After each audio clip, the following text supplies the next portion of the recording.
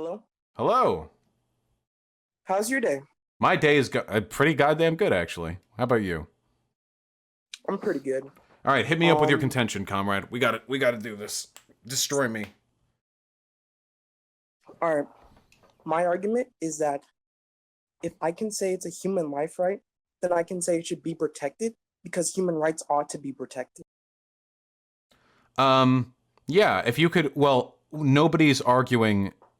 Nobody's arguing that a fetus is a life or a human. It's definitely both of those things. The question is usually whether or not it's a person, whether or not it's worthy of moral consideration. You know. But like, um, the Constitution implies that because we are human, we have human rights. That's what the word like means. So if you agree that a fetus is a human, don't doesn't it have human rights? Um, I don't I don't know about the specific phrasing of the Constitution, but I'd be making like a moral argument here. Even if there was some way to interpret the Constitution that means anything which could be considered a human is deserving of like the right to life, I would disagree with that. For example, we take away the right to life from people for various reasons. When the state executes people, or when the police decide that they can like shoot to kill, or the like riot police in given circumstances, or if a person goes brain dead. If a person is brain dead, we can pull the plug on them so long as like their ward, is fine with it. That person is a human being. There's no denying that, but they're not really a person, if they don't have any brain activity. Okay, so I generally see you making like one counter argument, which is in some instances we fork over the life to like the human rights, and those instances either include a person's life being threatened, which like a baby is innocent, Hmm. like actual a conscious part in the life being threatened, and then on the other times you mentioned a like brain dead person, Hmm. and I consider a brain dead person an actual dead person. So if your brain matter's dead and your heart's dead, I think that's like what people would consider dead. Well, Because if a someone a brain dead person has a higher level of cognitive functionality than a fetus does, though. For the most part, it's certainly early on in the pregnancy. I don't doubt you, but can you like link that in chat or something? Oh, I don't. I get. I mean, I guess I could Google that, but you would know like a zygote has like less brain activity than a brain dead person, right? Let me be clear. Are you just like abortion up to like woman's birth? Yeah, philosophically, I think I could make that argument. Yeah, that you could kill a fetus like up until the point it's born. Okay, sure. It makes my job like um a little bit more easier. So let's just talk about term abortions. Is that cool? Yeah, sure. So the argument that I would make doesn't actually have anything to do with brain activity. It has to do with personhood. I don't think it's our existence as a human being that makes us worthy of rights, because I could conceive of worlds in which a person is genetically a human being, but lacks personhood. For me, it would, Define personhood. huh? I don't know what like that means. Like define personhood. Personhood, like this would be the point. Personhood is when you ascribe like moral personability to an entity. When is it a moral agent? When is it capable of having rights? Most pro-life people believe that the moment of conception is when personhood begins, but I would make the Yeah, argument that personhood is an emergent characteristic of engagement with the environment, and for that reason it can't really work if you're in the fetus. okay. So your goal is personhood, and you define personhood as the ability to make moral actions. The ability to be like ascribed moral worth. Like when is that, like for example, like you could argue like a computer that is sufficiently intelligent would become a person because it would gain like self-cognizance, it would recognize itself, it would be able to make like independent moral decisions, that sort of stuff. Um, let's just dig deeper into this definition of personhood. So Yeah, it's sure. the ability to recognize yourself, you said? Broadly, I think that personhood, it's a status that we ascribe something. Like this entity is now worthy of moral consideration. And that would be Okay, an so emergent characteristic of one's engagement with the environment, like the ability to form attachments to your world. Now, what line you put at, like where does something develop personhood, that is always going to be arbitrary. There is absolutely no way to empirically determine when a creature becomes cognitively advanced enough to reach that point. So I think that birth is, or if we wanted to, we could say like third trimester is probably a acceptable point to draw that line. so you're saying personhood is its definition applies to the user who's like implying the personhood. So like what do you, Vosh, describe as thinking of personhood? Like why do you think a thing has personhood or not? Well, it would depend partly on its intelligence and partly on its like moral culpability, you know? If it's just intelligence, but it doesn't have any type of self-awareness, it would just be like a computer. I don't think that would really be worthy of personhood. But if it doesn't have any intelligence, it just basically responds to its environment. You could argue like a flower meets that characterization because a flower will move to face the sun as the sun moves across the sky, but it's not thinking about it. Like it's just doing a thing. There's some intersection between, having a certain level of intelligence and engaging with your environment to a certain extent that I think reaches a point where personhood emerges. But I should be perfectly clear here. This is a highly esoteric philosophical argument, and it seems to be a fairly decent and reliable way of determining what we consider to be morally worthy of respect, considering the fact that we are capable of depriving like brain dead humans of their moral rights to life, and we all agree that's acceptable. We have to acknowledge that personhood is a characteristic which is associated with the rights of an individual. So, like, that would be my argument. If you're looking for like a hard, solid line or like a really hard answer, I Yeah, can't really give you one. You could make the argument, for example, that even if a fetus is still in the womb, it's still intelligent as it would be the next day when it's born, and it's engaging with its environment because it kicks the inside of the womb. exactly. Yeah, you can make that Exactly. argument. So it's an arbitrary line. Like, is a zygote a person? I would never say so. I would not accept that under any Well, okay, circumstances. okay. So I think we're getting closer here because Hmm. you just admitted that it's arbitrary. So like on this position, I think I like had the best shot at convincing you. Yeah. Okay, so what gives As long as it's relatively, because abortion arguments are probably pretty esoteric for the majority of people watching out. But yeah, hit me with some good points, and I'll respond as best as I can. okay, so what makes the difference between a baby who's going to and the next minute when it is born? Because you said no line. So how about just babies who are going like straight are about to be born, right? What gives them no personhood and the baby who is like halfway out of the womb personhood? Oh, I don't think there's a difference. In fact, I think you could reasonably argue that there are some babies who have been out of the womb for months who also don't have personhood. But the argument that I'm making is there's no way for us to know. You can't independently, empirically verify whether an entity has personhood. So the best thing that we can do is designate an arbitrary line and we cut it off there. Right now, it's at the beginning of the third trimester. That's kind of what we settled on because past the second trimester, third trimester, like fetuses are pretty, they're pretty baby-like, but it's arbitrary. Like maybe late seconds, like what's the difference between 1 minute before the end of the second trimester and 1 minute into the beginning of the third? Like there's no real difference. It's always going to be an arbitrary line. Wait, hold up, Vosh. I'm getting completely confused. Okay, you keep saying like we, but I just want to know you personally. I'm not trying to like ascribe the art of medicine or Oh, like sure. whatever we you're like opposing to. So I'm just trying to describe you.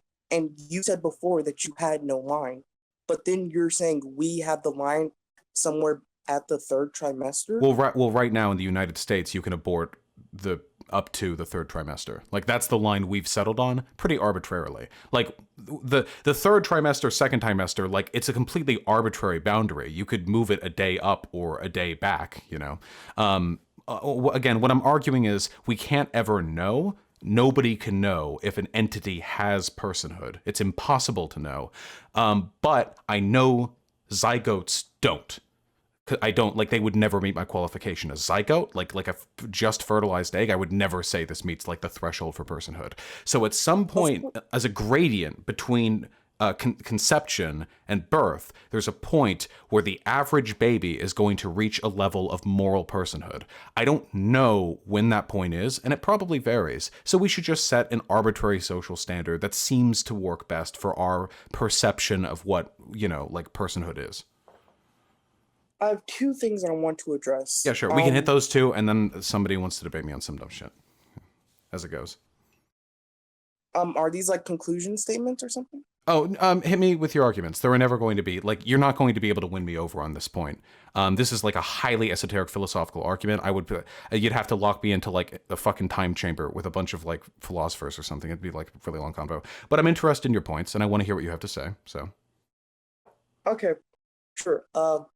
Firstly, you said you were talking about zygotes, but I made it pretty clear that we're like talking about a baby that's like 1 minute from being born, and you just said you had like no actual like hardcore arguments for that, but you in the beginning of the debate said you would draw no line for abortion.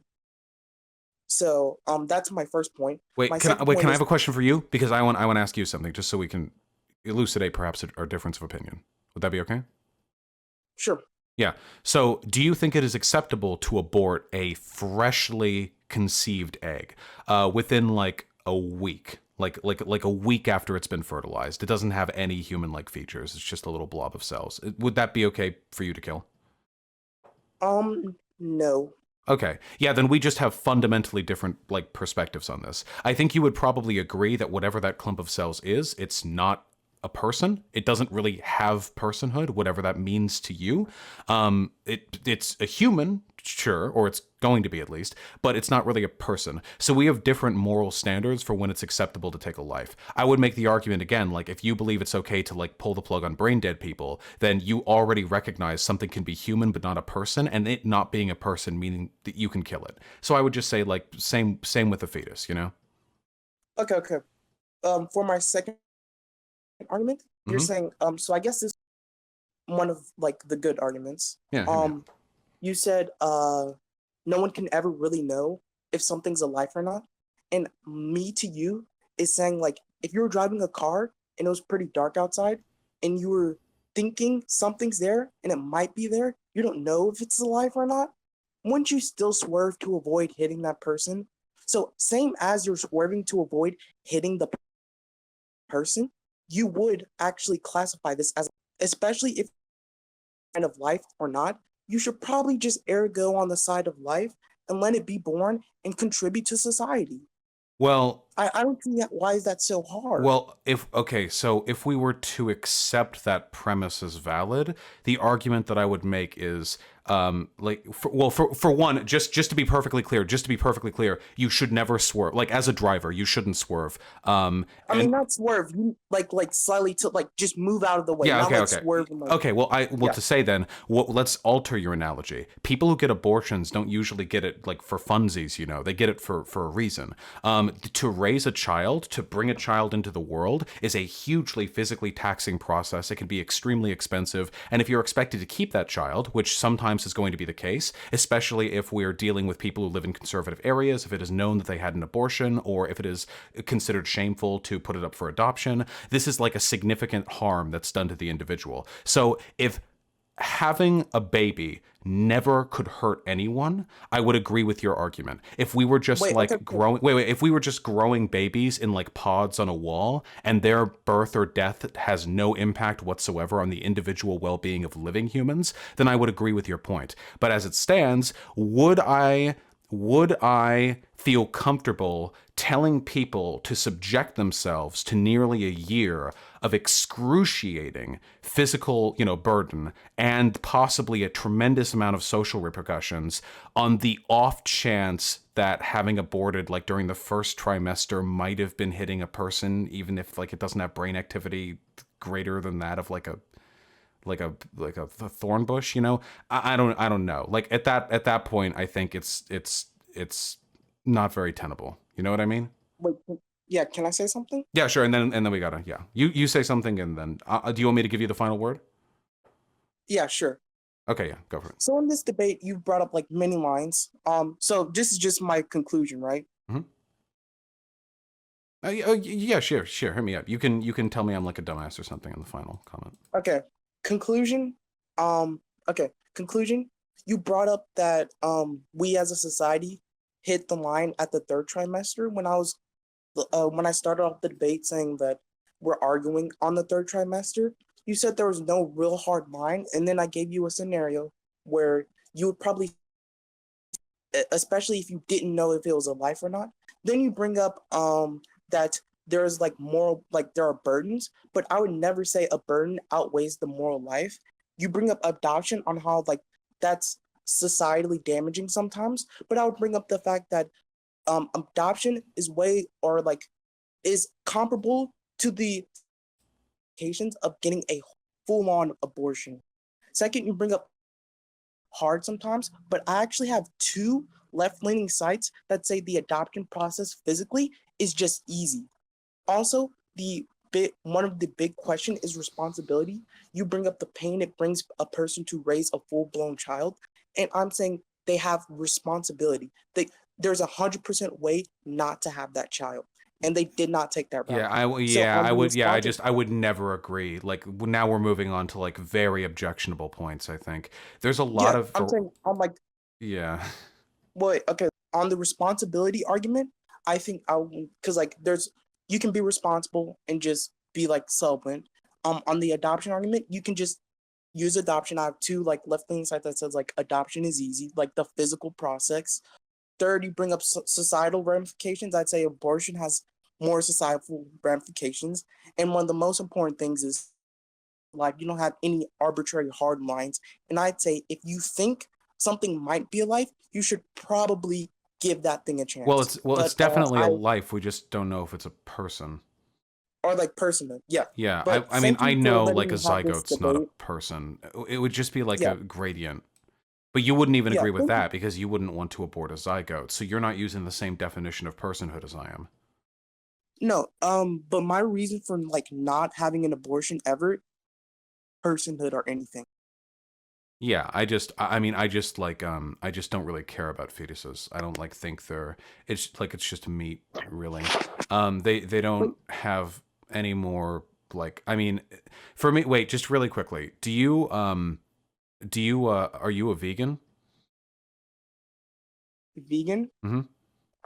No. Okay, don't worry, I'm not either. I would just say like I would consider it more morally objectionable to kill a pig to eat it than to like have a second trimester abortion. The pig is significantly more intelligent, has emotional connections to the world, has friends and family, has lived in the world for a longer time.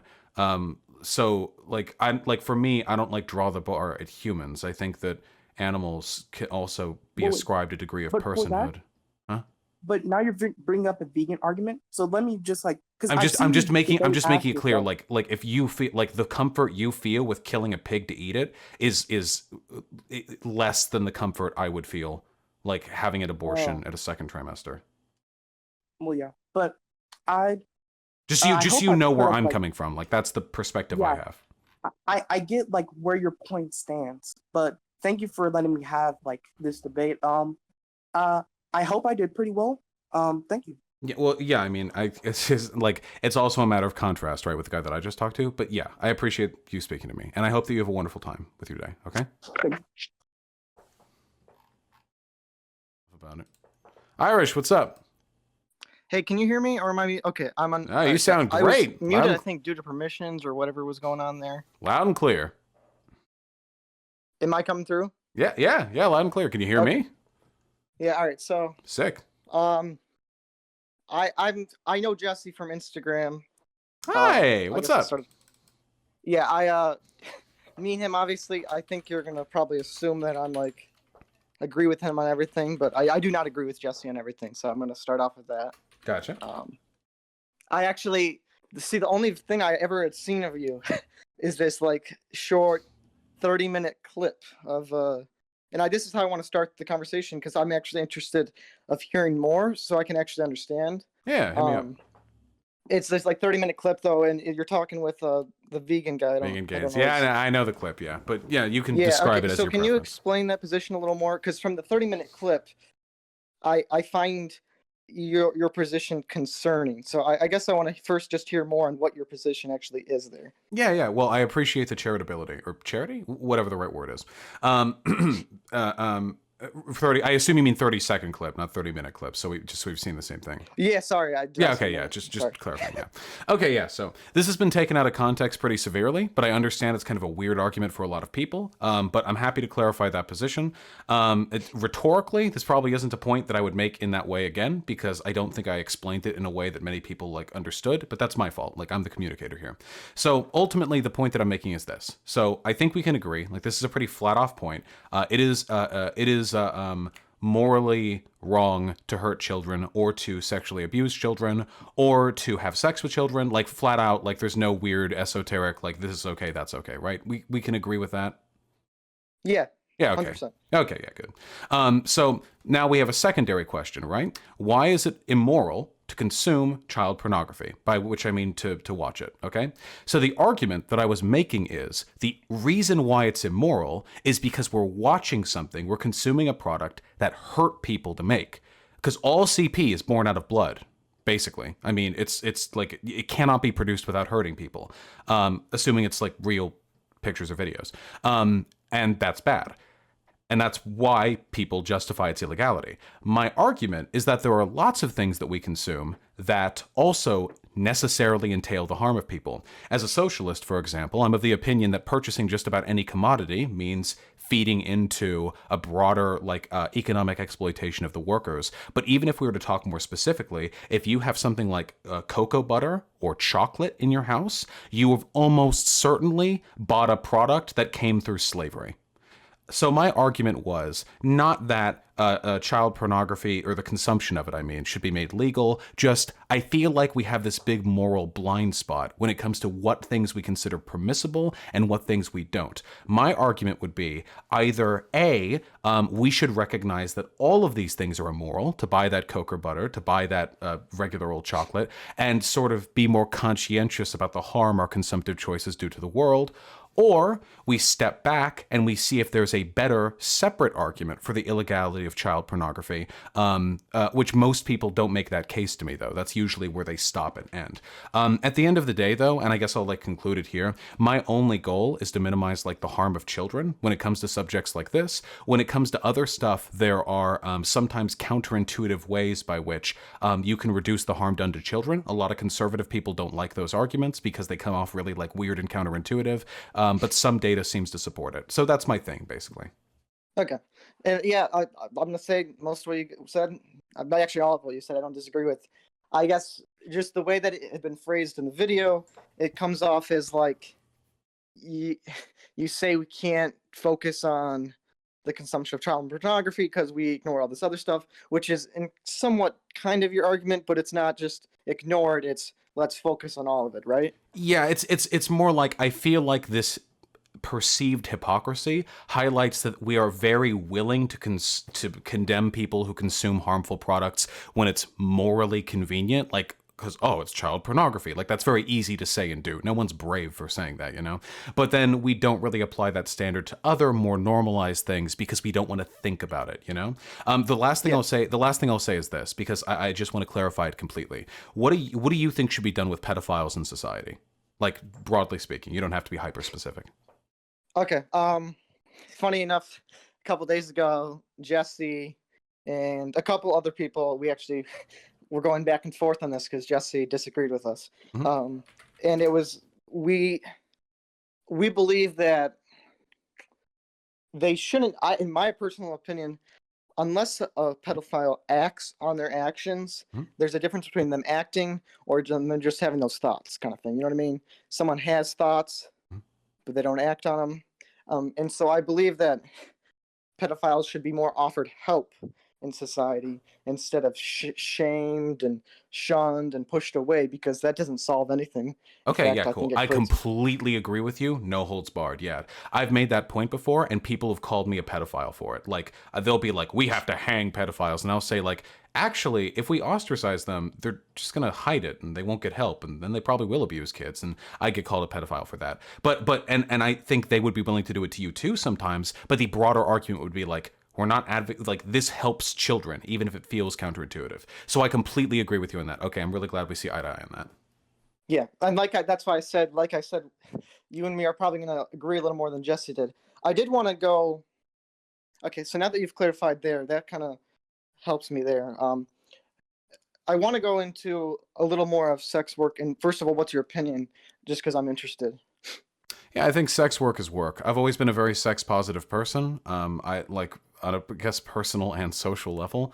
I don't think there's anything like inherently morally wrong with being, lascivious, even not like in a job sense. My only concerns with sex work right now are that it's often done in a very toxic or harmful way because we don't really have control over the. Oh wait. Oh, Max. No. Oh, hey, what's up? I sent you the 5 people I have lined up, and I added them and told them I told you about them, so they should ideally be ready. But if they are not in Colin's chat, call them directly. Okay. I gotta play D&D. Yeah, of course. Thank you. I really appreciate that. I can't do any more wrangling. Gotcha. Thank you for the wrangling. Love you. Okay. Okay. Sorry. Yeah. Sorry. Just partner. Seems Yes. like you're busy, so I don't want to hold you too long. So No. Not busy at all. This is what I'm busy doing, talking to you. Please continue. So my question though is, and this is not a question coming from me, but I'm more interested on how you would respond to it. What are people that bring up like the moral values of, or like the degrading feeling of sex work? Like if someone brought up if sex work is degrading, what is your answer to that or offer to that? I'd say pretty much all work in our society is degrading. I've talked to a lot of sex workers that I've known online and that I've known in person too. And the opinion that I tend to get, I swear I've heard this like from 20 different people. Like, is sex work degrading? Sometimes, but nowhere near as degrading as that restaurant job I had before. That's the general like attitude that I get. I think sex work is just any other kind of service work. But the nice thing about sex work is a lot of them are like sole proprietors or independent contractors. So like if you do camming or you work on a site on your own or you have like your own like OnlyFans or whatever, you have a lot of individual control over the stuff that you produce. And I think that feeling of freedom is worth like you'll probably get a fair amount of like harassment or like shitty dudes that come after you. I think that generally like tips it over into being favorable for them. Yeah. Okay. So I'm probably not going to even disagree with you there.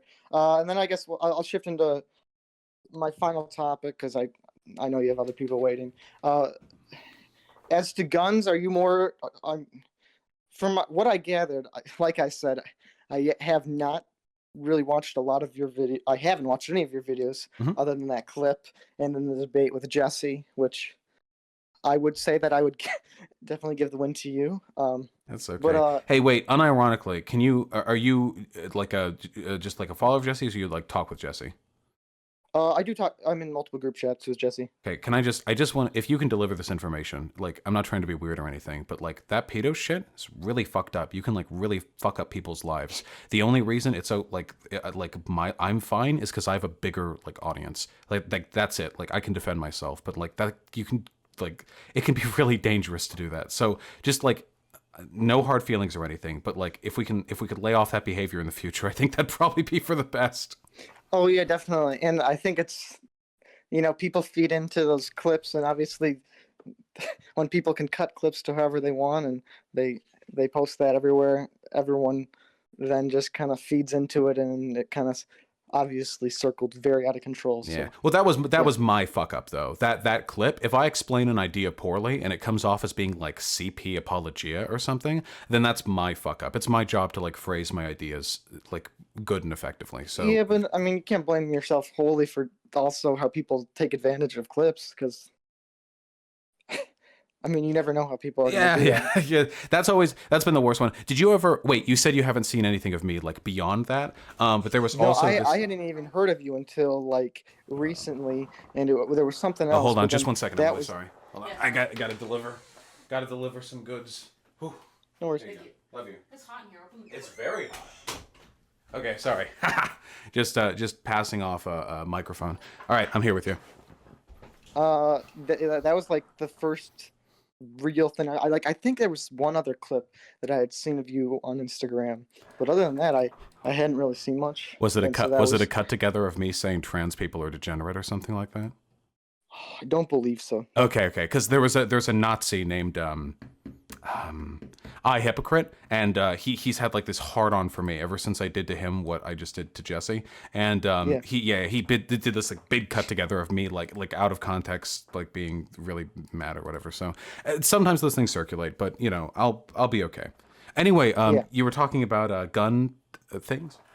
Yeah, I guess what is your opinion there?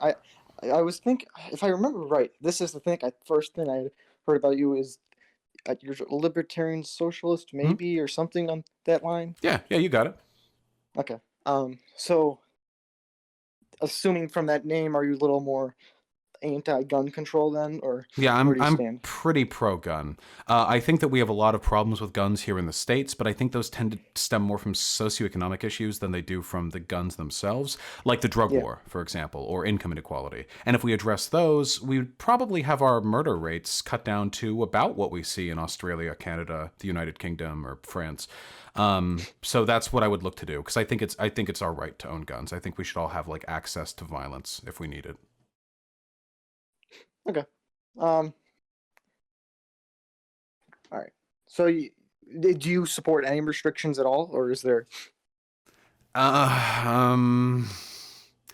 I think there are certain types of crimes that I think should preclude people from getting their hands on guns. My main issue is that I feel like any kind of background check could eventually roll around to hurt people of certain political dispositions, like how Reagan introduced gun control to California in response to the Black Panther Party showing up outside Yeah, the Mulford Act. Yeah, so my concern, I think I would be okay though, people like murderers or rapists or domestic abusers, I think it'd be okay for people who commit certain crimes to be precluded from owning firearms in the future. And I might be willing to go further than that. I'd have to think though. I'd be very careful about applying any of those policies. Yeah. And see, that's the one thing I guess. How do you make that argument though? When I mean, I don't know what your arguments are completely are for guns, like on if it's just about liberty and all that, but like, how do you make that argument? Oh, okay, well, this person is dangerous, but I guess how do you go through that argument? And then obviously you've already pointed out, like, where do you stop that line and stop people from going one step further, one step further?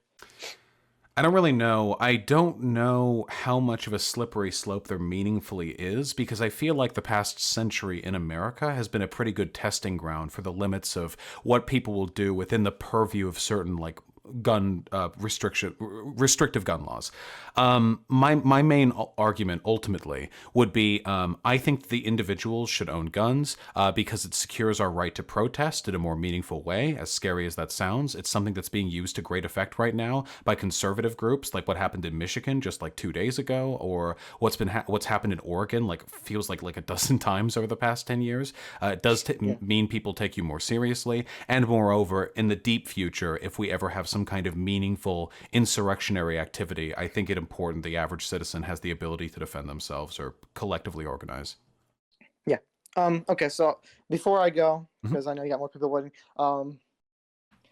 I do want to say that well, I disagree with some of Jesse's ideas and all that. I do believe, from the amount of time I've spent a decent amount of time talking to him, that he does act. At least from what I gather, and I know that maybe from what everyone else has heard and what he portrayed, that he is doing it in good faith, and maybe we can disagree there, but I don't believe that he's coming at it from a racist angle per se. Which Yeah, I could be willing to believe that. He's pretty young, right? Isn't he like 17? I don't know. I don't know his age exact. I don't. Gotcha. Well, I That's know not something I how. really worry about. But I know, yeah, he's in around my age, so yeah, around in the high school or maybe just graduating.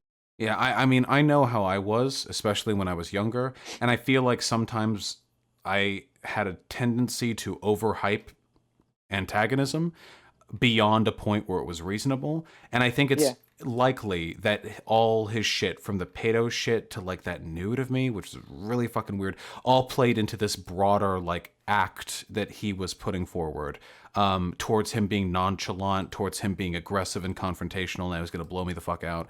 And I don't have a problem with that. That's all part of the game. It's part of my job too.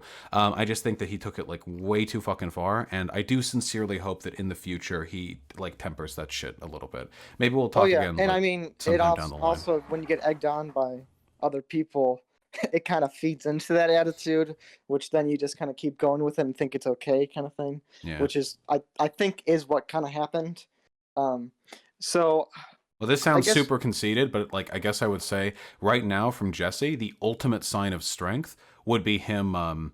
Would be him going like, ah, fuck, I was wrong, and like adjusting his beliefs accordingly. Like nothing. The amount of respect I feel for people capable of doing that is unbelievable. That's just me personally. Not everyone's gonna feel that way, but if he does that, if he can do that, I think that would be like that's extraordinary. I think to be able to do that. And to be honest, that's probably a rare though characteristic of people, because when you challenge them on something that they've believed for whether it be a long time or something that they just want to believe in, it's hard for them to say, oh wait, maybe I'm wrong there, because people want to believe what they believe, kind of thing. Yeah.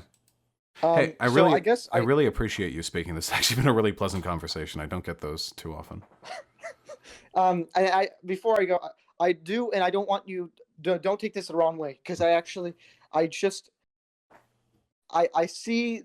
I haven't looked fully into it, but economics has always taught for a long time, and this is actually kind of a big part of you guys that you were conversing, and I'm not disagreeing with your stance at all. Mm-hmm. I just want to know if you could have offered other people, especially people maybe more on the right-wing side of things, I don't know if they're listening, but also just something that other people that maybe don't know, because you can throw statistics, let me get to it in a second, but you can throw statistics and say, oh, this proves that wrong, but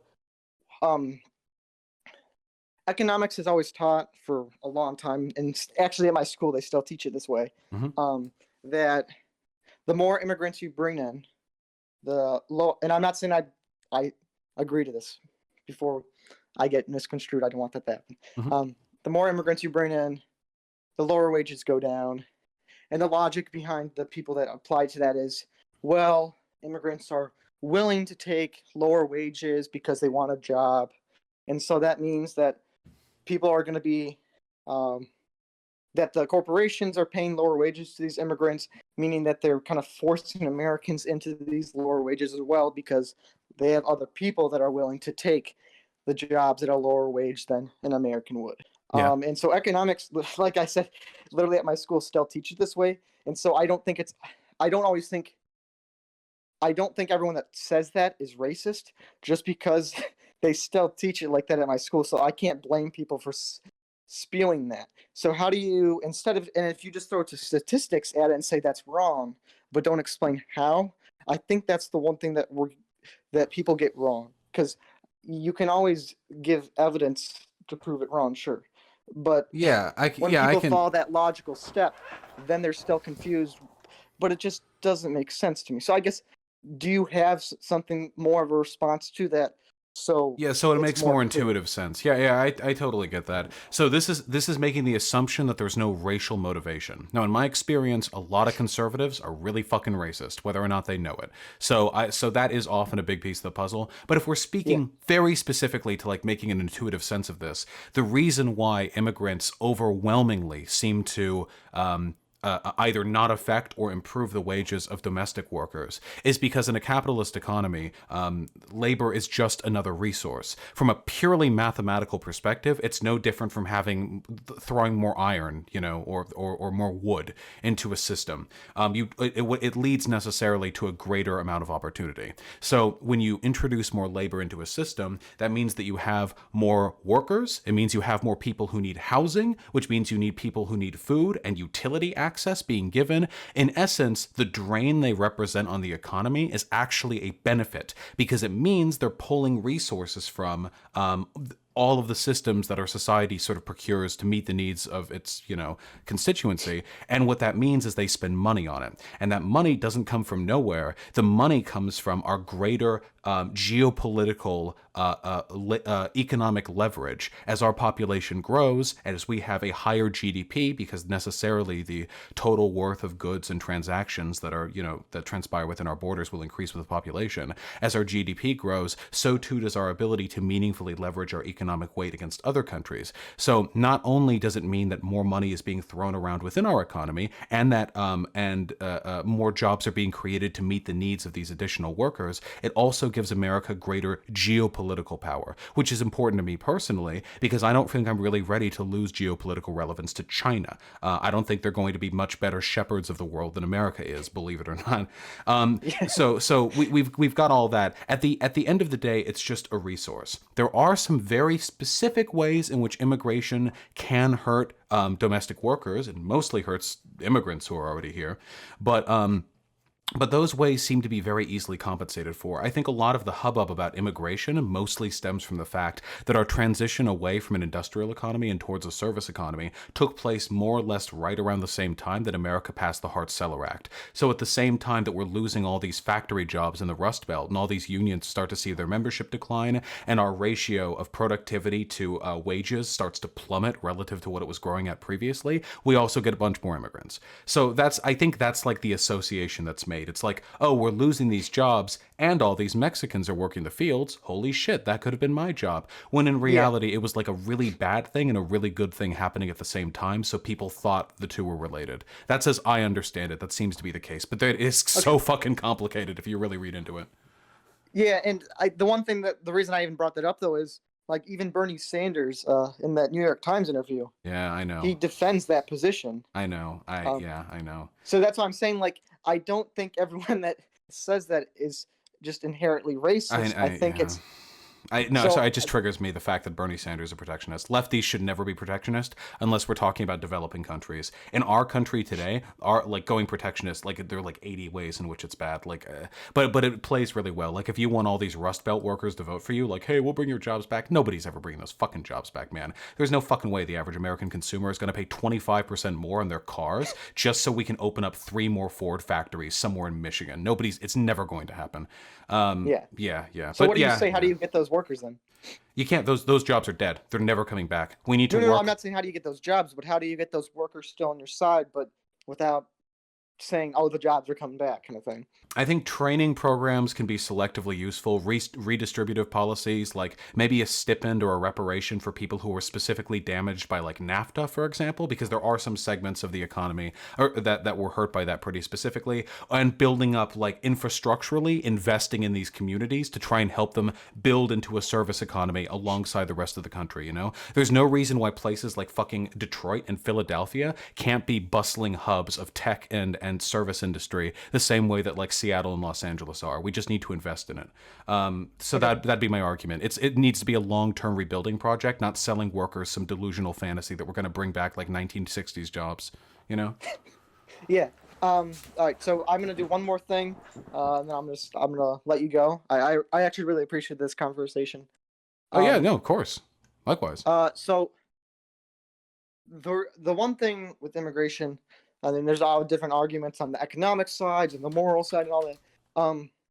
But do you think, on the moral side of it, and just the number side of it, we're not gonna, for people that want to bring in immigrants in because they want to help them, kind of bring them into a better life, kind of thing. The sad part of it is, we obviously won't be able to like just take in all the immigrants of the world that want to come into the country immediately.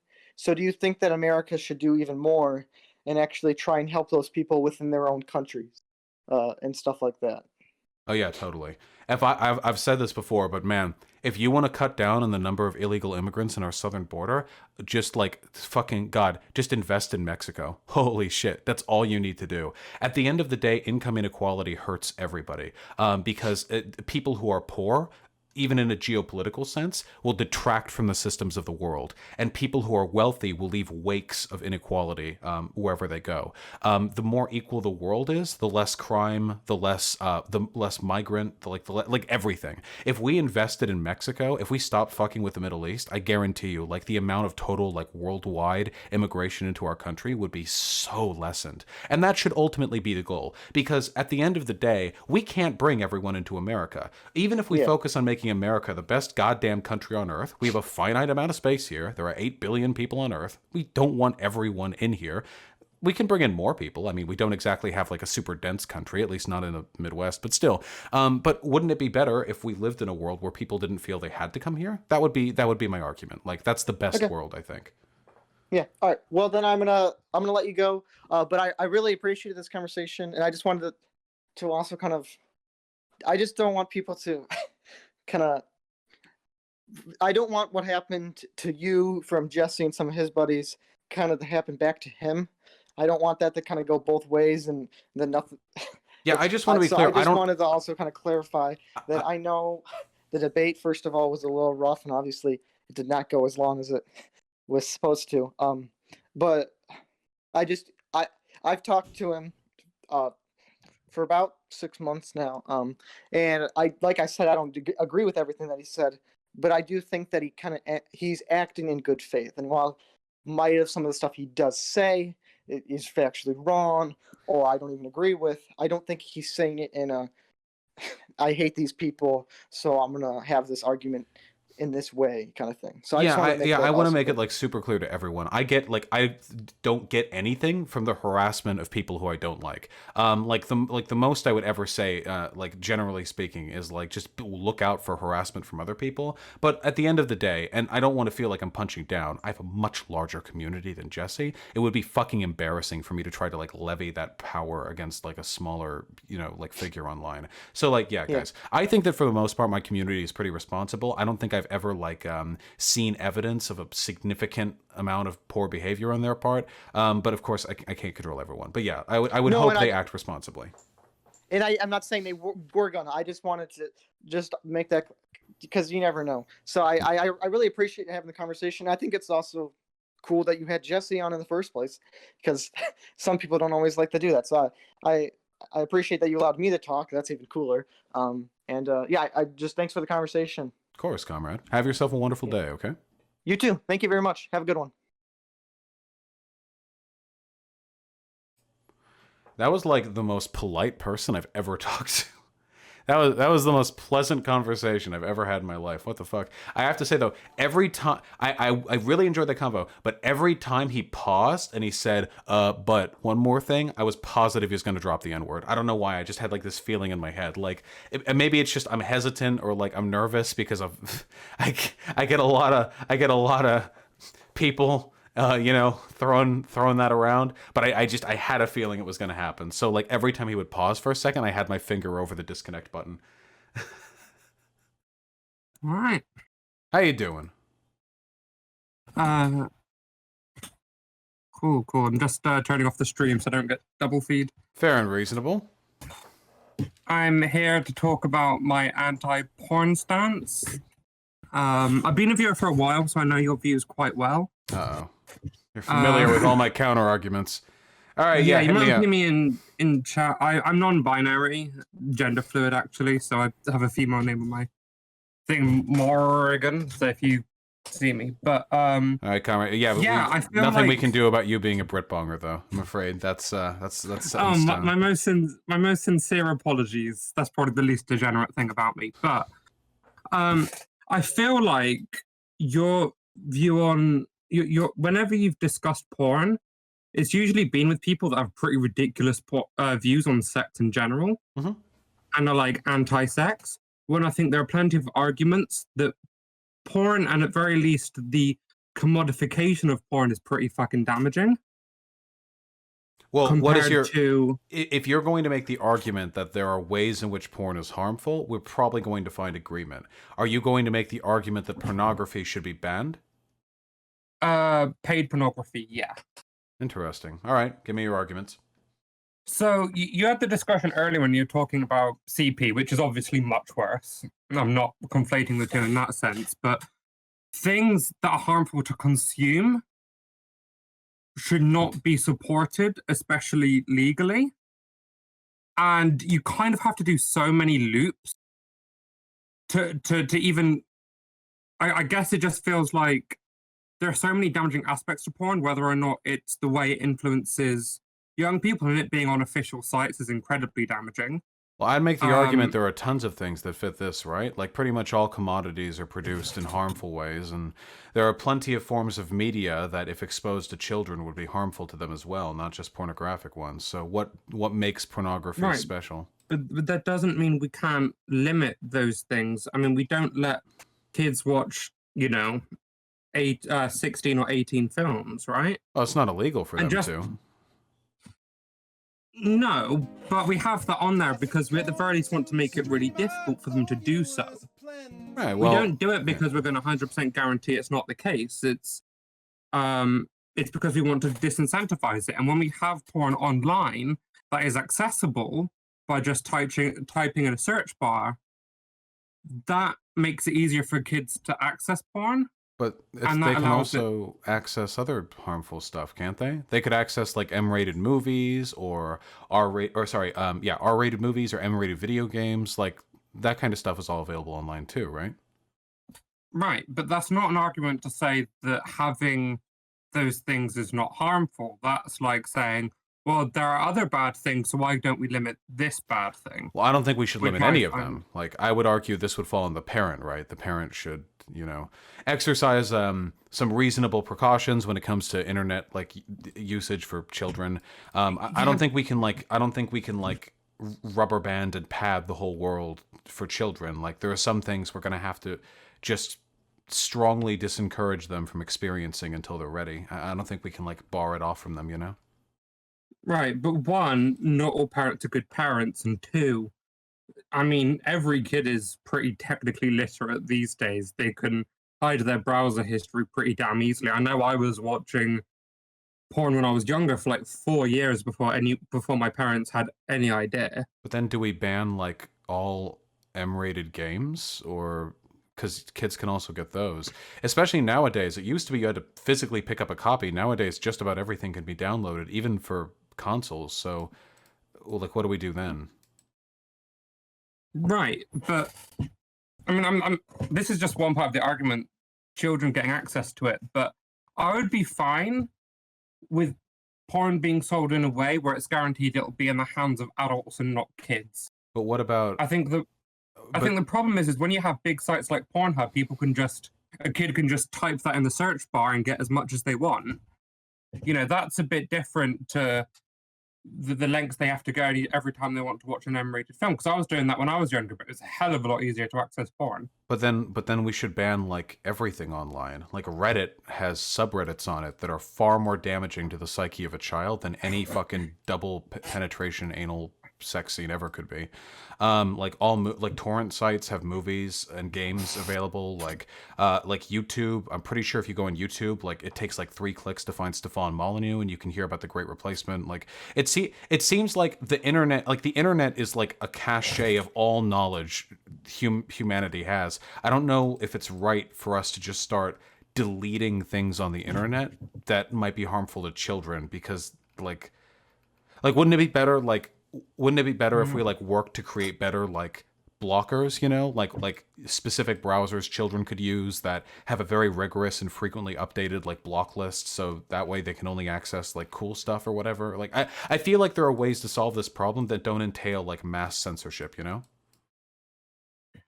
I mean, yeah, I think with pretty much every issue, I mean, just on the children's side of things, I think what's far more important is educating parents and, having good socio-economic circumstances so that parents have the education and the mind to actually educate their children more, to reason and be intelligent and go, let's not access things that aren't for me at this age.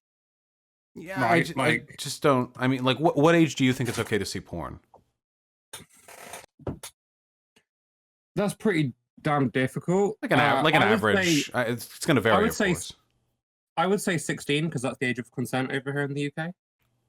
Well, for the US, would you say it's 18? No, because I agree with the age of consent being 16. Ah. I think 16 is when you're getting to the age where, it's pretty unreasonable to expect people not to be banging. So, right, yeah. Or, yeah, earlier, it depends on how you're raised, I guess.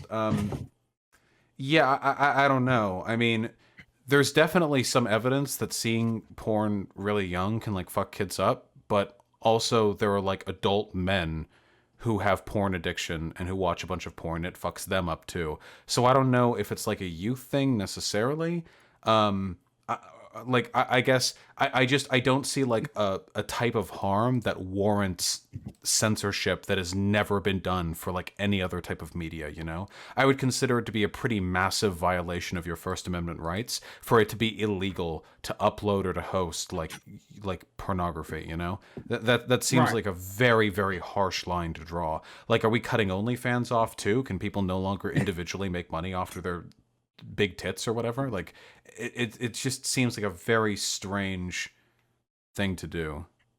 Right. Like when I'm talking about like, so obviously this is only one part of the reason I'm sort of anti-porn, but it's very much a case of like, I don't know. I feel like when you have big companies and big corporations mass producing porn, I know they can't advertise it as such, but I don't know. Well, wait. What don't know, about I feel like- independently produced stuff though? I do view independently produced stuff in a different regard. I guess I'm still anti commodification of pornography. I don't mind if I have received nudes in the past. I'm not against that kind of thing, right? But I'm talking about the commodification of porn. I'm against that. But when it's an individual running it as sort of like a small business, I feel differently about it. Well, Like it's less bad. right. Well, then where's the threshold then? Like, how many employees do you need? Because artists will draw porn, especially furry artists, because they're prolific motherfuckers. They'll draw plenty of pornography, God. and they have their Patreons where they make money off that. And then you have OnlyFans, like you pay $10 a month and see the inside of my asshole. And then you've got amateur pornography, which is uploaded for free to sites like Pornhub, but you can buy like memberships that go to those creators that end up paying them. It's like there's so much variety. Like the porn industry is huge, not just mainstream porn, but everything, like everything that encompasses that. So I don't know if there's like any way to like hit a threshold that isn't obscenely arbitrary and does more good than it does harm. Because I think there's also some good. I could make an argument there's maybe some good in the availability of porn on the internet too. We hear about the negatives all the time, but for the positives, unironically, access to porn can often offer like young people knowledge of their bodies, their sexuality, and sex education in ways that they couldn't otherwise, especially if they're in a more conservative like part of the world.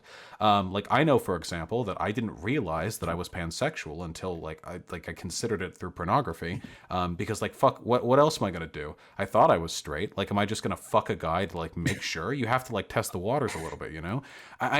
Sure. Even for younger people, I think there can be a lot of benefits to the availability of porn. It would just come down to the parents having to make responsible choices about what their kids get exposed to.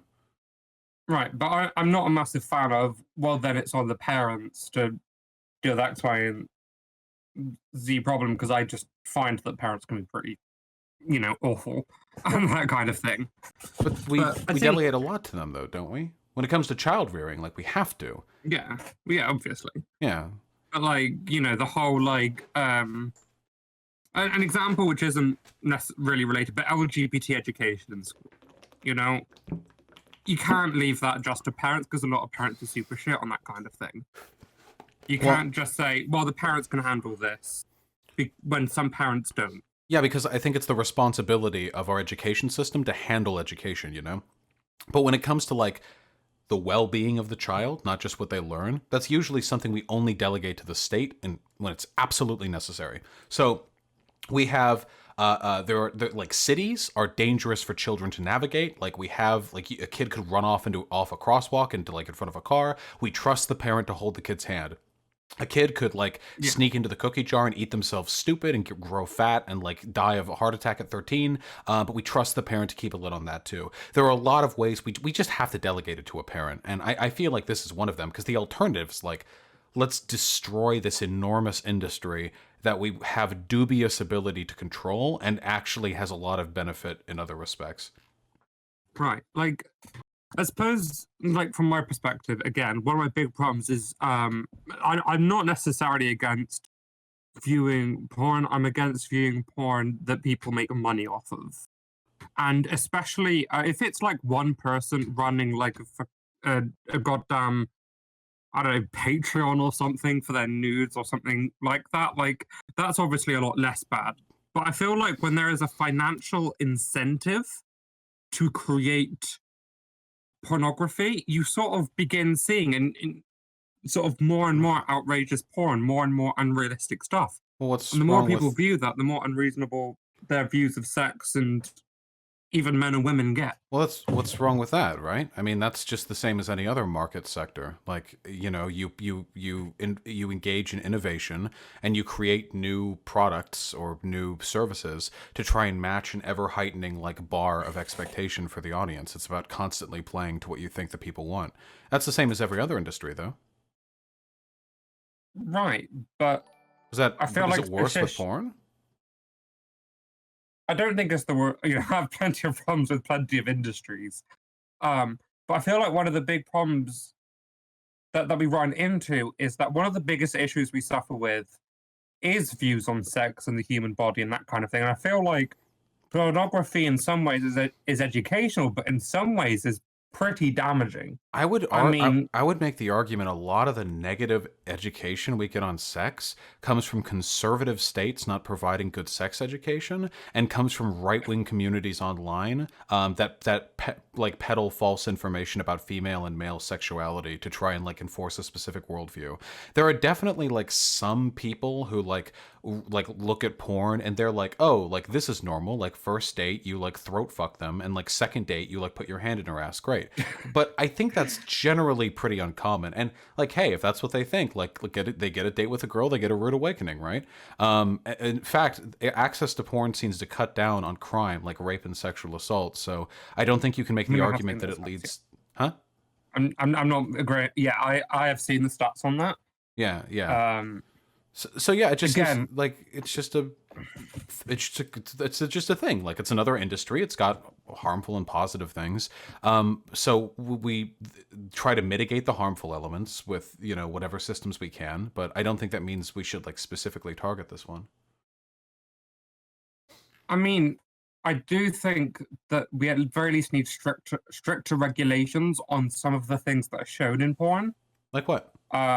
Like for example, stuff like surprise anal. Don't do that. Like, so you want to see a reduction in like consensual, non-consensual stuff? Yeah, and I would want to see. I think there's a big problem with illegality being shown, but because it's like they sort of the legal excuse is it's art, you know, and it doesn't have to do that. It is art. You can show rape in art if you want to. Yeah. Like I can go see a movie where a girl gets raped. It's not illegal to show that in the movie. Right, but I mean, especially when it comes to strictly pornographic films, that physically show that kind of thing, you know, and that kind of stuff. It's not like it's tucked away, right? Like I remember seeing that kind of thing on the front page. The data doesn't seem to support the idea that the existence of this pornography leads to more sexual assault or rape. So who's being harmed? You can make the argument that society as a whole is gravitating towards a sexualization of non-consensual activity, which I agree with, and I think it's pretty fucked up.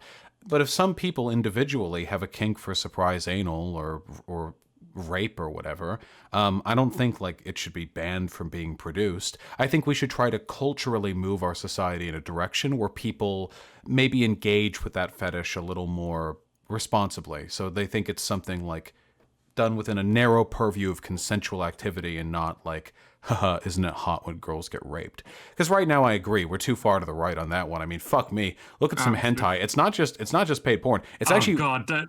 it's worse than the hentai. And every hentai is the same, dude. The girl's like, ooh, you're cute, but I'm chaste and I will not have sex with you. And the guy's like, but I've got this dick that needs attending, and they just slip it right in the asshole. And the girl's like, oh no. And then like the next page, like, oh, my hips are moving on their own.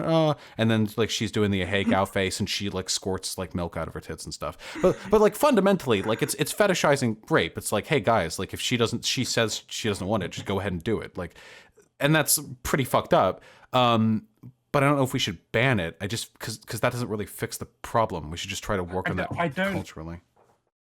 I mean, obviously, I do think most of the work has to be cultural on this front. I do think people have this really bizarre view of sex. I mean, I'm entirely sex positive. It's why I get, like, when I talk online about, like, why I'm not very keen on porn, that you made some pretty good points. I feel like a lot of them are like, yeah, because it's objectifying women. Like, when me and my girlfriend are going at it, like, you know what I mean? It's not like we're there playing symphonies and really experiencing the essence of each other's souls. Well, I think, I mean, at the end of the day, the real problem is a lot of people don't seem to understand like the fundamental difference between this is a kink I respect, this is something I want to do, it makes my pee-pee hard, and like broader prescriptive views about the world. So, for example, if you have a kink for like objectifying women, like you want to treat them like dirt, if you have a partner and you communicate that to them and like that's cool with them and you do it, like, okay, fine. But the problem is most of the time it doesn't come out like that. It comes out like them like treating women like shit out in the real world, you know? And that is an issue. But that, again, like, I don't see how any of this gets solved through the banning of pornography.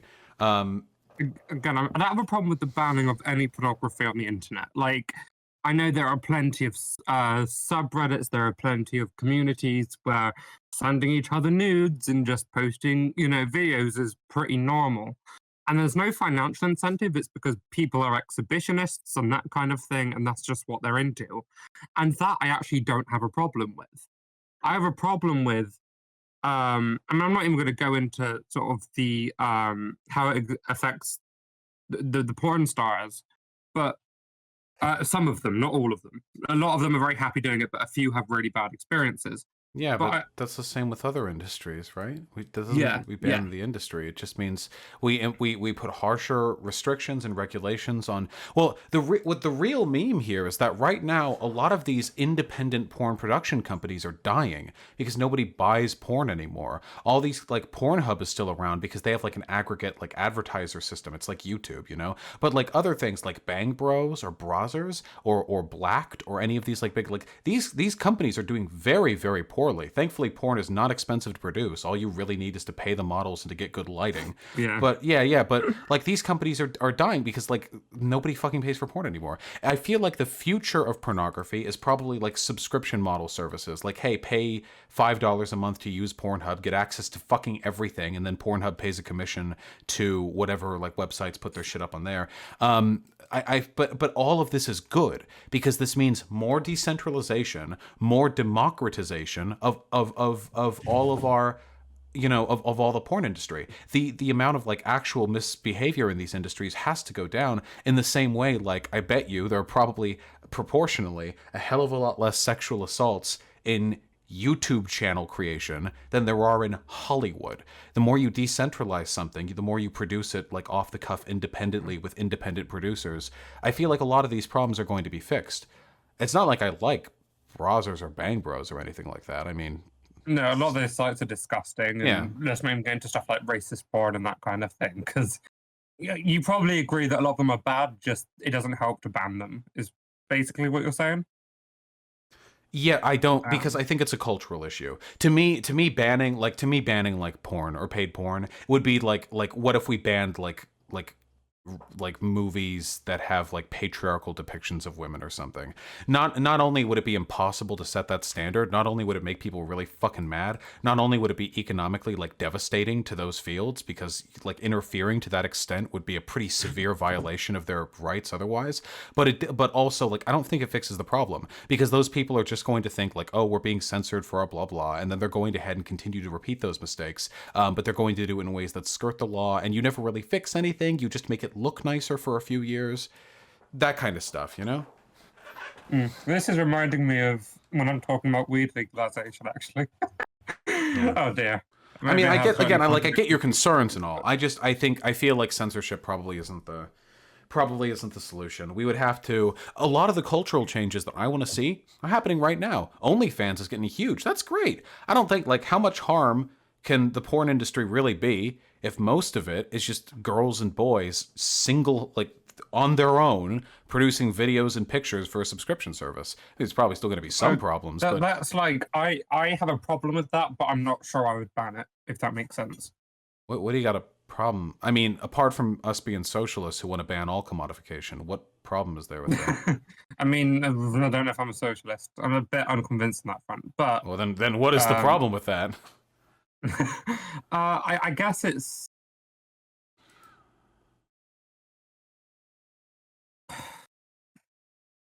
when you commodify sex.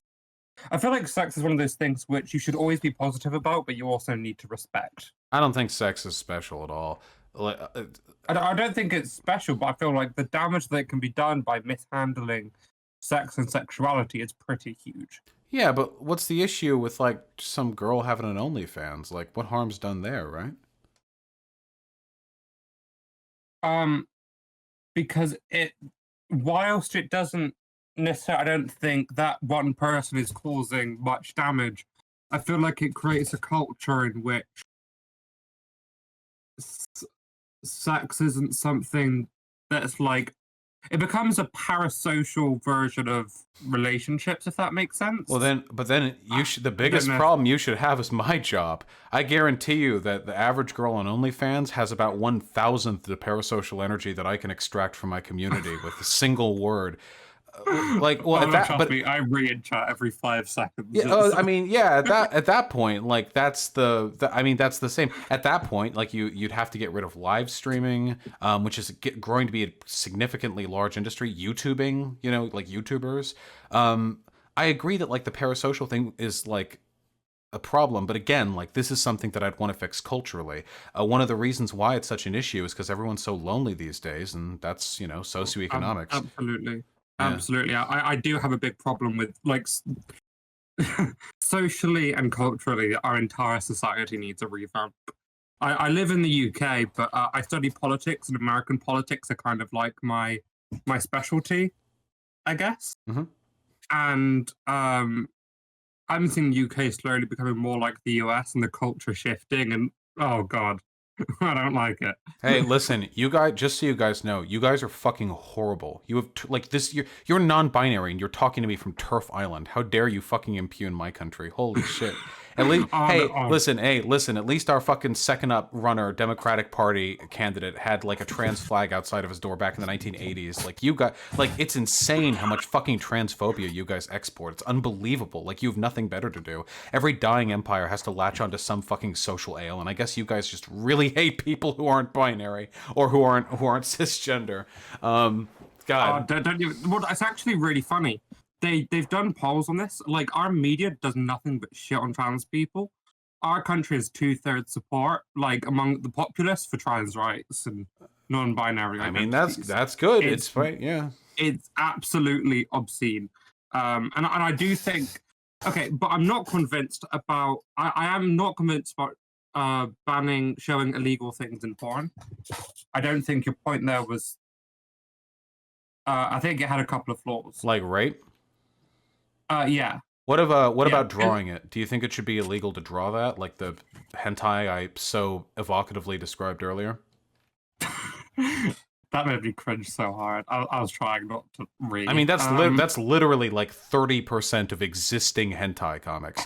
Now, I think that, mind you, I think this shit is cringe too. But I would never want this is just me as an anarchist. Like, I would not want the state to be rolling through fucking N hentai or E hentai, like checking like, hey, does this look like a fucking rape to you? I don't know. She did say right beforehand she was looking for some dick. Yeah, but then she said no on page 3, line 76 down there at the bottom.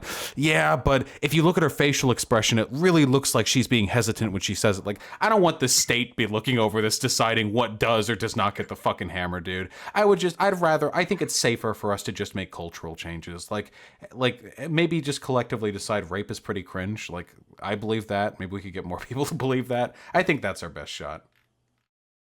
Yeah, I mean, I'm totally pro kink, and I don't mind anyone who has who likes to do role play on that front.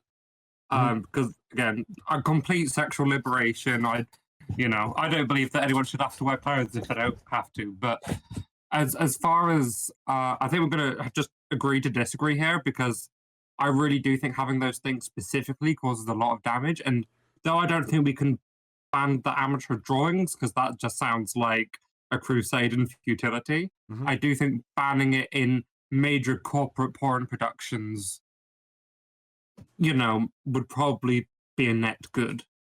I can't get behind a government ban. Maybe maybe I really don't like this either, but maybe I could be willing to consider this.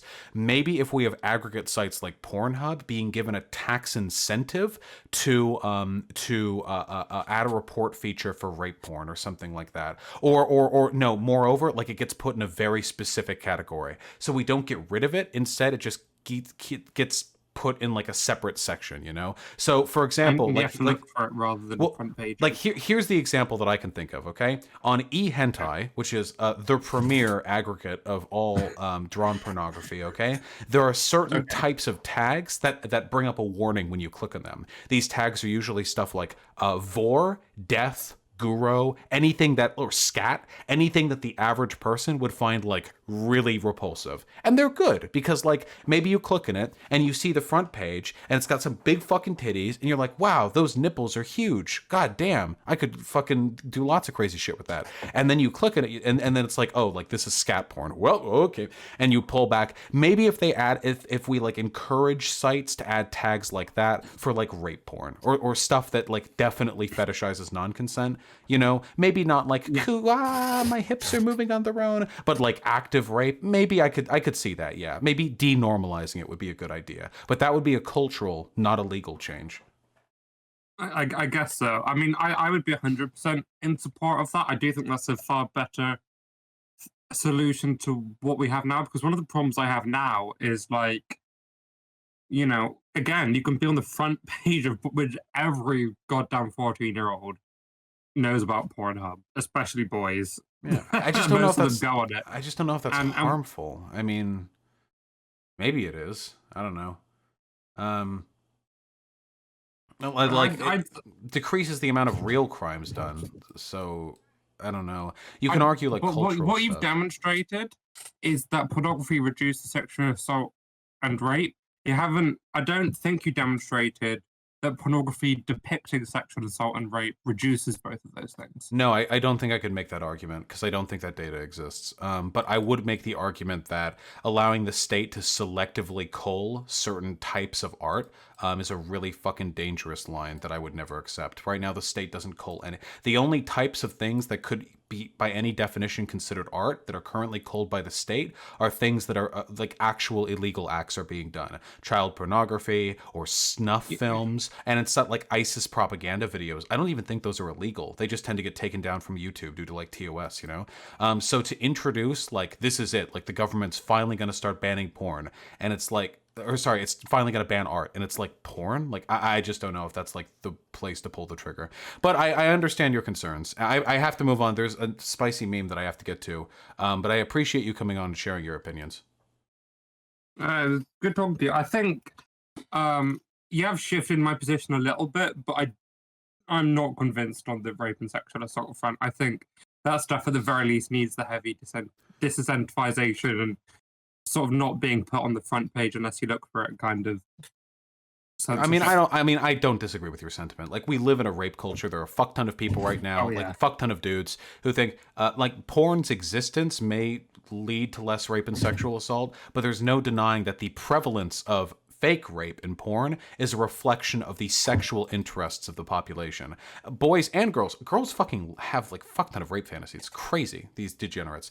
But I get it. Like, we're products of the society that we're born into. So I guess I'd like to make that society better. I don't disagree with you on that.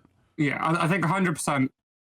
I think there needs to be a massive cultural shift. I just think until then, it might be a good idea. But it was good talking to you. That was a very good discussion. Yeah, likewise. I do think maybe I could view it like weed legalization, but I'll think on that. Yeah, well, rape is cringe. I'm glad we agree on that. Have a wonderful day, comrade, okay? I'm going to talk to someone who maybe doesn't agree with that. Wonderful day.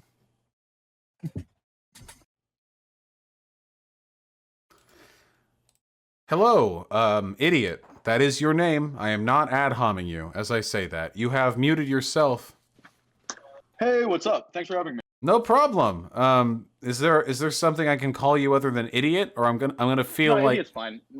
You can call me like maybe like kind of Nazball or fascist, something like that. I probably would fall under the fascist name by Umberto Eco's definition, which seems to be the one that people around here like to use. That's pretty cool. Yeah. All right. Well, I appreciate the honesty. All right, hit me up. Why am I a cucked globalist or whatever? Hit me up. Yeah. I mean, you said something earlier about immigration boosting wages. Has immigration ever had an impact on wages that wasn't positive? Yeah, there have been there are individual studies. I think there was a study that I read about there was a flood of Russian immigrants who came into Israel, which led to a fairly significant, like statistically significant decrease in wages. But when I looked more into it, it seemed like that had more to do with other transitional economy issues Israel was having at the time. Obviously, they're a much smaller country, and there seemed to be other like extenuating circumstances. There are obviously like circumstances in which immigration can be harmful. It just seems like the way in which the United States of America currently engages in it seems to be like across the board pretty goddamn good. Okay. Yeah. Fair enough. So you think that how exactly does immigration raise the wages of workers, I guess, for lack of a better term? Yeah, because in a capitalist economy, labor is a resource. So when you add additional labor, that means that you're also adding people who need to live in here, which means they need houses, which means they need food, which means they need, well, everything. And as they participate in the economy and buy the essential services they need to live, they demand more from the systems that they take from, which means that those systems will need more jobs. Every time you add like 100 immigrants into this country, you aren't just like adding people who, thanks man, you're not just like adding people who do nothing for the economy except like take welfare or anything. You're adding people who then demand things of jobs and they provide money in return. In essence, it levels up the whole economy. It gives everything a chance to expand for the most part. And what that does to the native workers is it usually opens up new job opportunities like managerial work, which is usually better suited for native workers than it is for immigrant workers. That kind of stuff, you know? Yeah, interesting. Yeah, no, that sounds pretty legit to me. It just seems kind of counterintuitive to what I know about like supply and demand, but I guess I don't know. Yeah, I think most people tend to look at it only from like one side of the equation. Like the one side is they come in, they take jobs. That means there's more competition for those jobs, which means prices go down, or sorry, wages go down. But then there's the other side of it. Like now there's more of there's more demand in the economy, which means that all these firms have to produce more goods and services, which means they need more workers, and those workers will need like supervisors and so on and so forth, and that like pulls it back up, seemingly more than the original drop down. You know. Okay, yeah, interesting. No, that follows. But it does seem like immigration has some kind of negative knock-on effects for like, you know, people who are in, let's say, a given field. For instance, like people working in Silicon Valley, like coder type people who are, you know, like I think it's H-1B visas. You know, there's it seems to make it a bit more difficult. And of course, this is anecdotal, but I know from people who have worked over there as well, it's like groups like Tata Consultancy or whatever, they will basically make it much harder for people to, collectivize and get the wages that they deserve because they're basically being undercut. It's kind of like the scabs crossing the picket line type deal. It prevents a any sort of collectivization or any sort of people talking about reasonable wages because there's someone who's just as competent as you who's willing to work for less, just as hard, if not harder. So it kind of prevents like the basic human dignity from forming. You know what I mean? It's kind of like setting the economy back almost. Well, those are visa applicants who, like, they're a relatively small section of the total number of, like usually, like, people are, what is it, H-1B? I forget the acronym, but there are the immigrants who are brought in to fulfill very specific, like, high-tech jobs, usually. So a couple of points to this. First of all, it seems like this specific type of immigration is done on a demand basis. When we bring people like this in, it's not even really immigration because they don't tend to live here. They fill short-term job gaps that these, like, firms need to fill. I don't think like they're undercutting that much though. These tend to be pretty high paying jobs, and you also have to incentivize the worker to come here from a different country, which means that invariably like there are going to be other costs associated. Like if their housing is getting paid for, which does often seem to be the case, this is even more of an indication that these are very, very desired workers. The argument that I'd make here is that like if these are if this is needed work, and we do need more people who are, technically trained in higher up like professional jobs like coding or doctors as well. If we need that work, like there's nothing wrong with getting it from other countries. I mean, otherwise we just kind of live with a deficiency. But there are other issues here too. Like very often, like tech jobs are going to be offshored as well. Like they're going to be outsourced to different countries. And it seems like if I had to take like a choice between those two worlds, one in which like these entire fields are getting outsourced and one in which most of the jobs are being filled by domestic workers, but sometimes we have like niche positions that are filled in by visa applicants, I think I'd prefer the latter, especially since, and this is like ultimately like my final meme, like I don't care any more about Americans than I do about Indians. So like I wouldn't make the argument that like we should, in an otherwise neutral situation, we should make a preferential like economic policy for the American rather than the foreign worker. Yeah, no, that makes sense. And I mean, you sound pretty much in line with what a lot of the elites, for lack of a better term, who are kind of governing us kind of think right now is basically, humanism, right? I agree with them on people, right? Yeah, well, I agree with them on those issues. I'm just not making money off of it. Like, I don't personally benefit from those decisions, but in this economy, that does seem to be like more or less the best, the way forward, morally and economically. Oh, but one other thing I completely forgot to say. I agree it is an issue that usually these foreign workers are precluded from unionization or from other types of like collective bargaining that could otherwise be good in this country. But a lot of that is because of like domestic policy. We can fix that. If there are laws or social norms that keep like visa workers from unionizing or collectively organizing with like domestic workers, we should target those laws. Yeah, fuck yeah, absolutely. If some fucker from Nigeria or India is going to come in for 2 years, like he should absolutely be a part of any like collective worker effort that we have over here. I don't know how much of that is like a legal barrier and how much of it is a cultural barrier. Sorry to interrupt, but no, I get the sense that a lot of them probably wouldn't want to be because, right, like you just leveled up. A lot of these people just like, leveled up dramatically, like in terms of the quality of life that they're having. I see no reason for them to collectivize in such a manner in the same way that I don't see a reason for, like, let's say the Polish strikebreakers to join up, during the whole English coal situation, to join up with the English workers and be like, we're organizing together for better situation for all of us. No, they were just, glad that they were getting paid more than they would in Poland. Oh yeah, then just have the Americans unionize and have them engage in collective action anytime the business that they work for starts undercutting them by hiring foreign workers. Either have those foreign workers be part of the union or like face the collective action of everyone who isn't a foreign worker. I think that all these things could be solved with stronger unionization for the most part. One of the biggest issues we had with unions back during the turn of the 20th century was blacks would always strike break because they were never allowed in the union. So why the fuck would they risk their jobs on a strike, The more inclusive we get with these like broad pro-worker economic policies, the more likely it is we'll be able to stand up to misbehavior on the part of the corporations, which would be ideal, of course. Yeah, no, that's actually a great point. Is like if you're if you're being actively excluded by, let's say, a union, you know, hell, if I was being actively excluded by a union like that, I'd fucking, you know, cross the picket line just to, Yeah, just to say goddamn fuck right. 'em. Yeah, I'm not gonna fucking Yeah. strike or risk my job if I'm not getting any fucking pay for it. It's like, okay, good luck, guys. Let me in the fucking union next time. Yeah, 100%. Yeah, no, certainly. You know, if I were some sort of like, you know, evil Nazi racist or something, that I would just say, you know, this is why it's best to have a situation where you don't have people there in the first place to, you know. Well, are so you that such a an evil situation doesn't Nazi even arise. racist? Sometimes depends what hat I'm wearing.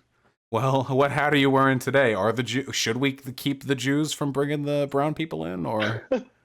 I mean, I am a Jew, and I guess enough of a brown person to get pilloried for it by right wingers on the internet. So you know, I'm not sure about that. I mean, I don't know. That's its whole that's a whole can of worms.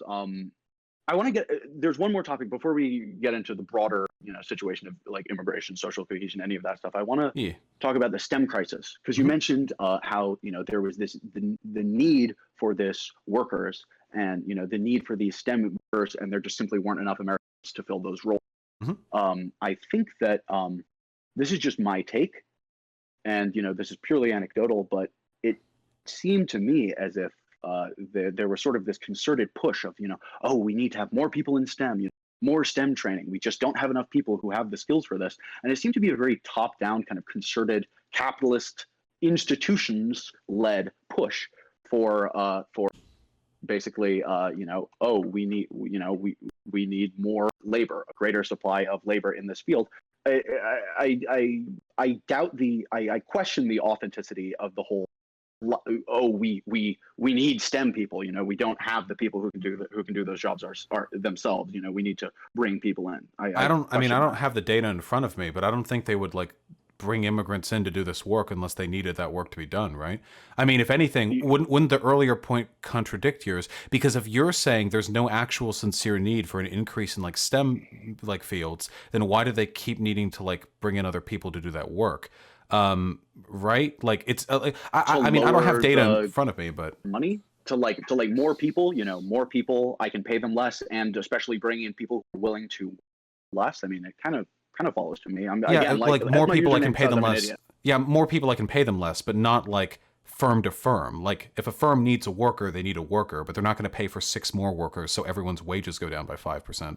Also, like it'd be a little weird. Like you say top down, and I do agree. Like to an extent, there were a lot of dumb fuck. Like because 10 years ago it was 10 years ago it was being a lawyer. It was everyone get to law school, be a lawyer. Everyone needs lawyers. And then it's like, you know, be a tech bro, you know, be a coder, learn how to code, lol. And nowadays it's go to trade school, fuck college, get out of there, you know, go learn how to plumb. It seems like there's always some like new effort. I don't know how much of that is top down and how much of that is just society collectively agreeing to hyper fixate on one particular field because college students are constantly being told they need to take the right field or they're going to live their entire lives underneath like a sewage drain. But yeah, I'm not sure. I mean, I don't have any hard data in front of me in terms of like the STEM field crisis, but I don't think there's like a conspiracy to cut down on wages, because if there is, it's doing really poorly. If so, like all these tech companies wouldn't go over to San Francisco where housing costs 3 times as much as it does everywhere else and then pay these like 19-year-olds $200,000 a year, you know? Yeah, I do know. I mean, I see what you're saying, and I see what you're getting at. But I think that, like, yeah, in pursuit of the profit motive, companies like, let's say, Apple, you know, really they do, you know, care about reducing how much they pay people. And, you know, for instance, Apple, like I know this specific relationship well because I knew a few people who worked there, and they would hire out a group like Tata Consultancy Services, or TCS, I forget what it's called, and basically they would kind of sorry, my heart is racing. I'm not used to online debate. My apologies. Ain't nothing. But basically sorry, I got lost in thoughts. Yeah, they groups like Tata Consultancy Services, right? So they pay people markedly less than the first entry level coding positions that Apple offers, and so they'll bring in, like, you know, this organization this organization like a contractor, right? And this contractor has its own like sub employees that will kind of work through the contractor and work for much lower rates, so you can get more people who for lower rates. And yeah, you know. Yeah, I agree that's something that happens. Why do you want to hire such an organization, right? Instead of paying a guy $200K, we can hire them Tata Consultancy and pay them, you know, $115K, let's say. No, yeah, I agree with that. I mean, I just think that these are things that can happen with or without immigration too. And even then, like this, even if like this is something that only could happen with immigration, which I would question, like we still get so many benefits from immigration that I would question banning the practice outright just to compensate for this one particular deficiency, you know? Okay, yeah, fair enough. I guess I see what you're saying. Not sure if I agree, but don't have really a cogent response right now. That's I mean, I don't have like hard data on the STEM crisis either, so I'd have to go through it really hard before I could make super confident arguments, you know? Yeah, no, likewise. And, I'm not much of a data guy myself. I haven't really done any necessary reading before this, but and that's actually like, you know, just thinking about that. That's what kind of makes these conversations hard, right? So if you look up through Google, you know, through the Google browser, you know, look up, you know, like impacts of immigration on the economy. Like I don't expect any of that information to be honest. You know, this is information that's being funded by capitalists, being filtered through like Google, the Uber capitalist, like, you know, company themselves, which, you know, does kind of mess around with the algorithm search results a little bit here and there. Yeah, of course. And, but I mean, you can't really question a lot of. You have to kind of question. You can look at the methodology, though. I mean, you can check in if it's been peer reviewed. I mean, there are ways to ascertain the legitimacy of like data. I mean, keep in mind right now that the actual academic data on immigration is that it actually benefits the wages of people here. Likewise, the fact that illegal immigrants are good for the economy, that's pretty much settled. Yet I hear the opposite every fucking day, all the time. So I don't know if like this disinfo is coming from the capitalist side, because right now Trump and the Republican Party are acting pretty goddamn protectionist about cutting off immigration. And even Bernie Sanders, who's on my side ostensibly, is a protectionist who talks about how immigration unfettered is like a Koch brothers scheme to cut down on wages. It feels like the majority of the disinfo out there opposes the academic research. And I would argue that this is in large part because A, Bernie's a populist who's trying to appeal to Rust Belt workers, and B, because Trump is a populist who's trying to appeal to racists. But like, I mean, there's always like some doubt with the legitimacy of data, but I think like we can pretty concretely know like this academic consensus is fairly legitimate. I mean, I'm really not sure. Like, and again, like, you know, this is just dumb old me, but it's pretty easy. It can be done, and I've seen it done where people lie with data and misrepresent things, and, you know, sample sizes and like not looking at long-term effects. You're looking at some. Sorry, I'm on a phone call right now. My bad. Will do. Yes, sir. But yeah. Basically, I think that I don't know. You can lie with data, and like, you know, the people who are funding these studies probably kind of are fairly decided on the results that they want to see. So I mean, and a lot of these institutes putting this up, I don't know. I just kind of question it, but. Yeah, again, I mean, we can't just doubt data without any proof that it's illegitimate, because if we do, we're just like falling to confirmation bias. Like that's all we have at that point. Like, does this data like fit with my preconceived understanding of the world? It doesn't. Well, probably the globalists. And then, oh, does this data fit with my preconceived notion of the world? Oh, it does. Oh, okay, this one probably seems fine. We have to like I've had to bite the bullet in a lot of stuff that I don't like either. Like rent control, for example. Like sometimes like I have to look at the consensus and go like, okay, even if this is being made by capitalists, like I can't really argue with that data. You know, and that's the position I find myself in here. The only good arguments for ending immigration are moral ones, and by good I'm using good very tenuously here. The only tenable arguments maybe are moral ones, I think. Like you know, is it right for us to distort our culture? That kind of stuff. Because I feel like the maths of it are pretty settled. Yeah. Okay. Well, I mean, you know, again, might just be my confirmation bias speaking, but you know, I lend a bit of questioning to that, but I'll go along with what you're saying for now, and what the data says. You know, I'll have to look at a bunch of studies myself once this is done. But I guess how? Okay, so the what is a how do we get to a situation where people have basically more dignity, the ability to collectively bargain, et cetera, and how can let's say with immigration deal with these things, because it does create some obvious pitfalls, the whole undercutting, strike breakers crossing the picket line situation. Like there is and I mean, here's the thing, it's like, right, all right, so I work with people, I work with like American people, I hire Americans, and I've hired Central American workers as well, and the Central American workers are much more like, they expect much less, and they're much more diligent workers, and give much less attitude. And then there's this quote unquote entitlement that I often will see from my American employees, right? So like things like, oh, wanting to take breaks, oh, I don't like this, I don't like that, I want this much money, I want that much money, and just sort of like general bad behavior stuff. So yeah, I think we have to make the immigrants as lazy and entitled as the rest of the workers. The only reason the only reason the immigrants act the way they do is because they're fucking terrified. Because they came to the country recently, they have little social capital. Sometimes they don't speak the language that well. If they're illegal immigrants, they don't have like legal protections. They're disproportionately targeted for criminality. If we take these immigrants, we afford them the same rights and protections as any like ordinary American, and culturally we adopt them. Like, hey, like you're in here now, you're cool, I think they would, I think that we would meet that. I want my workers to be like entitled. They are entitled. Fuck yeah, I'm a socialist. Yeah, goddamn it. I hate the fact that like, oh, when some Mexican immigrant comes over here, they're very diligent and deferent and submissive to their boss. Like, what the fuck is that? Bosses suck. No, you should be treating them the same way they treat you, which is with a mutual contempt. That's my goal. Hell yeah. Yeah. Bring the immigrants in here, teach them how to be shitty like us. Yeah. Hell yeah. No, because that quote unquote shittiness, and I mean, I come firsthand with this, because like I am one of those evil boss guys. And it's like, ideally they would want, the basic fucking human dignity of not wanting to like, work like a slave basically all the time. And I see what you mean about like, being kind of like terrified and not wanting to step out of line. And I think that does apply to a lot of the, let's say, like Central American workers who are working in like development and construction, which is around where I work. But I'm not sure if that same thing can be applied to like, let's say, the H-1B types.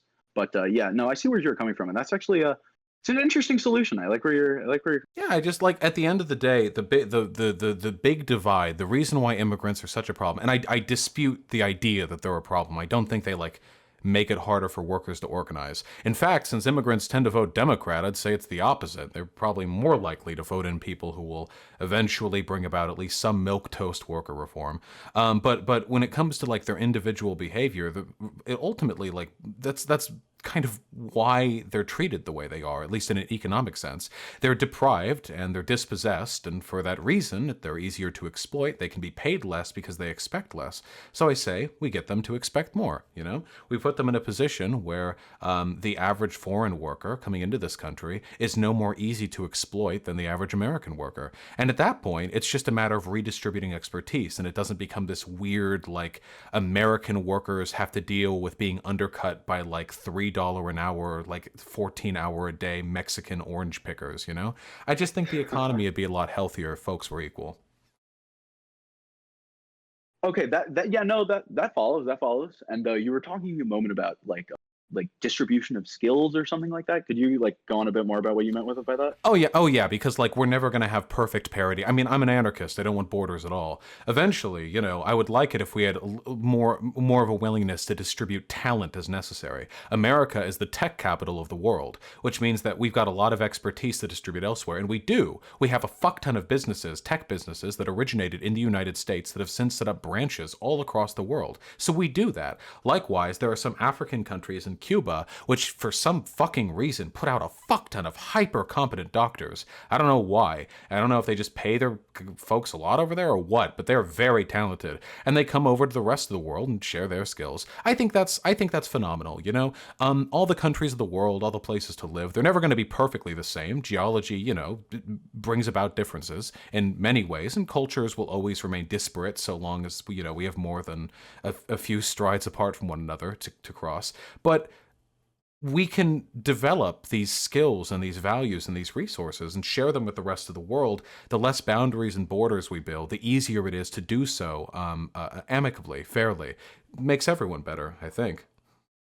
Yeah, no, that follows. And I mean, you mentioned corporations. I feel like in a realpolitik sense, like some sort of like nationalist or Nazbol paleocon type approach is actually what will get, at least in the context of within America, will probably sooner get American people, you know, here's me, like I feel like it would be easier or to ask, let's say, an American-based multinational company that started and was founded in America. It might be maybe I'm wrong, but it might be easier to convince them to, you know, say, hey, you know, you're from America, you know, give back to America and its people type thing, you know, like a kind of Yangian freedom dividend type situation. Not directly, but like some of the rhetoric that he was using about like you know, like have America pay a dividend, because, you know, the most valuable thing that most American people have is their citizenship, basically. Why can't we just tax them more? We don't need to do some crazy nationalist shit. We just need to say, hey, corporations that were founded here or have their founding offices here who work here, like, hey, fucking pay your shit, you know? I don't think we need to go full on no immigration, like harsh internal conservative restriction, fuck gay people to bring about that outcome, you know? Yeah. I mean, I don't know. I just feel like with taxes, the money almost invariably ends up squirreled away in some like BS that just ends up like, you know, padding some like fucking fat idiots fucking like wallet, you know, and But like these gets are a lot all of fucking like accolades amongst like, oh ho ho, yes, very nice. Oh, you're the director of this at that charity. These and are of all this foundation and institutional that foundation. problems. These are all institutional problems, though. If what you're Oh yeah, looking no, for, they are. No doubt. well, if what you're looking for is the seizure of the means of production, then I mean, I offer that. I don't think that's exclusive to Nazbols. In fact, I know it's not. And if you're looking for like reappropriating like the wealth of corporations, then also that's something I'm looking to. It feels like the other Nazbol shit, like harsh social conservatism and the end of all immigration, that's like has nothing to do with the solutions we're trying to fix, you know? Like a Nazbol society would probably fix some things, much in the same way that like Nazi Germany probably fixed, I don't know, poor public transportation. I have no fucking idea. I'm sure there was some institutional problem they fixed. But that feels like a very roundabout and very painful way to get to some otherwise solvable problem, you know? I see. I guess the way I see it is like, if the goal is, let's say, the dignity of the workers of a specific nation, it would. It seems as if it would be an easier approach, or like maybe get it done sooner to have some sort of like Nazbol-ish kind of. I don't know what dignity paleo means. thing. I don't really care about like the workers' dignity. I care about their like material well-being. I don't see how that's improved in like a Nazbol way. And also, it wouldn't be all workers, right? Like, unless you have a different definition of Nazbol than me, that's male, cisgender, straight, white workers, right? I mean, we're not just talking about everyone in the country. We're talking about a fraction of the population. And even then, like, I feel like we could fix those problems with other economic policies. You know what I mean?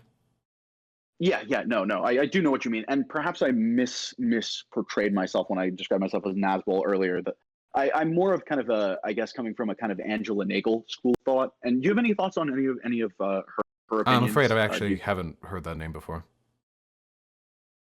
Oh yeah, no, she's pretty good. She's quite smart. You know, she's often lambasted by people who, quote unquote, on the left, who you know, don't like the fact that she basically made the same like crossing the strike analogy. Same crossing the picket line, you know, strike breakers crossing the picket line, scabs crossing the picket line image, image to describe the exact same thing that I did. A lot of people found it distasteful, but I think she makes some solid points. I recommend listening to some of her stuff. Probably. I mean, at the end of the day, like, I could probably be pushed to the idea that there are some negatives that are associated with immigration that might in some ways hamper worker solidarity, but I could never be moved to a position where those harms are so great that they would justify ending immigration, which would itself entail like a tremendous amount of damage. That'd be like my general thing. I could even think of ways that bringing in immigrants like help us towards this. So immigrants, by way of generally being like ethnic minorities, tend to vote Democrat because Republicans are racist, which means that we get more left-leaning people in office. Nowadays, with the Justice Dems, it's more likely that we're going to be seeing more worker populist-oriented reforms being pushed through, or at the very least, we're going to be discussing it more often. Likewise, the more immigrants we have in this country, that means we have a greater, broader degree of cultural diversity, which is valuable because cultural diversity tends to facilitate progressivism, and it is the ideology of progressivism which leads to economic liberation for the workers. The idea like we should bring about freedom and equality for the workers, but fuck brown people, is very strange. It doesn't tend to work together that well. So, like, generally speaking, progressive people are also more worker friendly and vice versa. So I could argue there are a lot of cultural and economic ways in which like these things work together, you know? But again, like, this is a very like complicated high level question. So I would have to like do research and engage with theory and No, that makes sense. yeah. I mean, I guess just trying to rephrase what I was saying earlier, kind of, like I know that, you know, you and to some extent, I don't really agree with the idea of like these national units and borders as like anything that should be necessarily recognized as legitimate, at least in the case of like modern nation states and borders. So, but don't you think that perhaps it might be easier to go about creating a good situation for, you know, in one nation than worldwide, perhaps? Like I feel like it would just be an easier task to, through some sort of like whatever, like kind of like Nazbol-y, I think we make our nation better thing. with immigration. Yeah. I think it's easier to make our nation better with immigration. Also, like I said with the last person that I talked to, if we want to talk about real nation building, like investment in Mexico, which sends, you know, quite a few immigrants to our country, investment in Mexico, like really building up their society, would really help us because it means that when we get immigrants from there, they would be wealthier and higher skilled. Generally speaking, the higher skill that we're working with when it comes to immigrant workers, the better we can take advantage of their labor value, the more they provide to the economy. More educated people also commit less crime, which means that they're less of a drain on our social services and our criminality and what have you. I think building up other countries builds our country up. I don't this imaginary border in a globalized economy is just, I think it's counterproductive. And my final shot on this one would be, it is undeniable that a geopolitically interconnected economy is what facilitates our current economic strength. If we didn't like trade as much with the rest of the world, if we grew insular and isolationist, if we stopped engaging with transnational corporations and trade policies and what have you, our GDP would plummet, and so would our international influence. Other countries will step up to bat and take that influence away from us, whether it be the EU or China or Russia, and we're going to look at ourselves 10, 20, 30 years down the line, and America is going to be like the 17th strongest country, and whatever dreams we may have had of bolstering our own strength in isolation will be ash. So that's my ultimate argument. Like, to engage with others is the basis of our strength, and our strength comes in large part from others. I see, and I don't doubt. Yeah, I agree with what you said there. Although I do think, you know, an economic rebound, you know, no, not with America number one, but an economic rebound would be possible. And I think that what would probably come out of the wake of that is, you know, more vertically integrated companies. You know, to the extent it's still like a market capitalist system, you'd have. I mean, I don't think it's undoable. You know what I mean? Well, I mean, probably most anything totally is doable. I just don't want to do it. I don't think the benefits outweigh the consequences. All right, that's fair. That's fair. Yeah. Anyway, I just want to say, I just want to say, I really appreciate talking to you. You've been honest and forthcoming. I do really appreciate that. I think I'm going to play some goddamn Resident Evil. I've been a good boy today. I got my tendies. I've earned it. All right. God bless, man. Thanks for having me on. Have a hope good to one. talk later once my sword's a bit more polished. And You and me both. Have a good one. Oh, he already left. All right. Whew.